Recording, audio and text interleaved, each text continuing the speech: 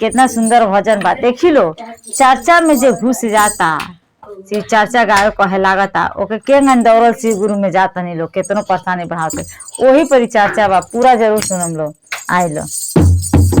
केतनो बढ़ब परसनिया हो शिव गुरु ना छोड़ब चरनिया।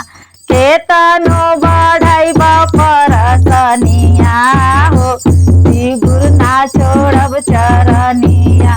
ना छोड़ब चरनिया गुरु ना छोड़ब चरनिया।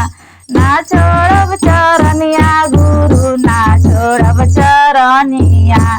जातावा में गंगा बहे लीलारा पर चादावा। जातावा से गंगा बहे लीलारा पर चादावा। लीलारा पर चादावा हो लीलारा पर चादावा। जातावा में गंगा बहे लीलारा पर चादावा। हम के बना लिया अपन शिशिया हो शिव गुरु छोड़ब ना चरनिया। हम के बना लिया अपन शिशिया हो शिव गुरु छोड़ब ना चरनिया। छोड़ब ना चरनिया गुरु शिव गुरु छोड़ब ना चरनिया। अब देख लो दीदी का कहतनी।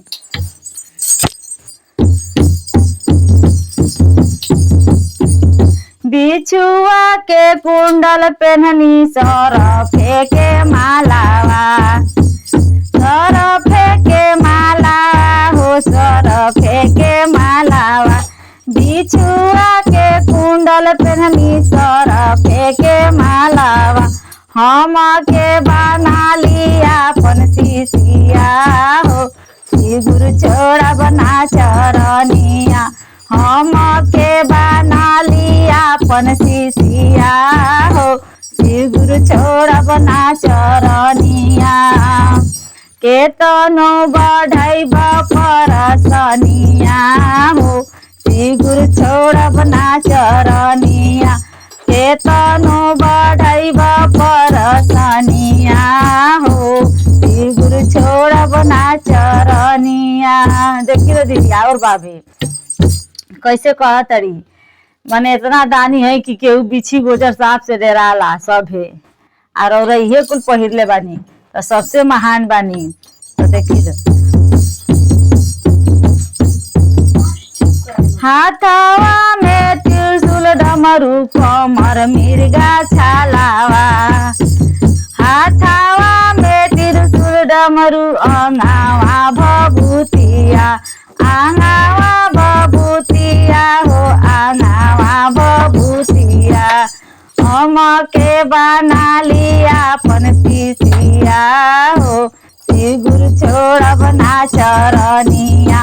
हम के बना लिया अपन शिशिया हो शिव गुरु छोड़ब ना चरनिया।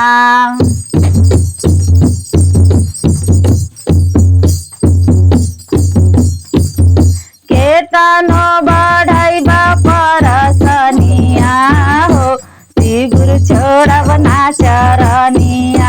केतनो बढ़ब परसनिया हो शिव गुरु छोड़ब ना चरनिया। छोड़ब ना चरनिया शिव छोड़ब ना चरनिया। केतनो बढ़ब